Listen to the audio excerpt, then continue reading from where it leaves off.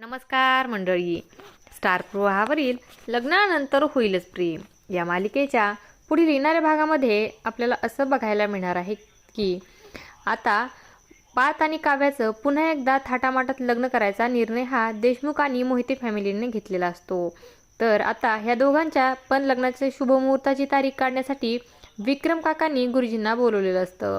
तेव्हा आता गुरुजी घरी येतात, त्यांचं पंचांग काढून पार्थ आणि काव्याच्या लग्नाची डेट फिक्स करत असतात। तेव्हा इकडे रम्या आणि वसुआत्याला मात्र मोठा धक्का बसतो, कारण वसुआत्याला असं वाटत असतं की विक्रमला काही अक्कल आहे की नाही, इथे आपल्या भाचीचं लग्न करायचं सोडून स्वतःच्या मुलाचं दुसऱ्यांदा लग्न लावून देतोय। रम्याची काही फिकीर आहे का नाही कोणाला। तेव्हा आता न राहूनच वसुआत्या गुरुजींना मुद्दामच म्हणते की गुरुजी, अहो रम्याच्या लग्नाचा एखादा काही योग आहे का ते बघा ना। तेव्हा आता गुरुजी लगेच भविष्यवाणी करतात की नक्कीच योग आहे, रम्याचं लग्न होणार आहे, ते पण पार्थ आणि काव्याच्या लग्नाच्या दिवशीच।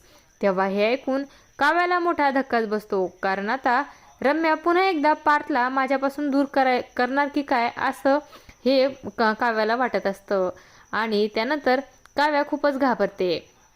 काव्या गुरुजींना म्हणते की गुरुजी, रम्याचं लग्न कोणाशी होईल तेवढं सांगा ना। तेव्हा मात्र गुरुजी खूपच धक्कादायक असं वक्तव्य करतात की रम्याचं लग्न तुमच्या देशमुख फॅमिलीतल्या 3 भावंडांपैकी एकाबरोबर होणार आहे।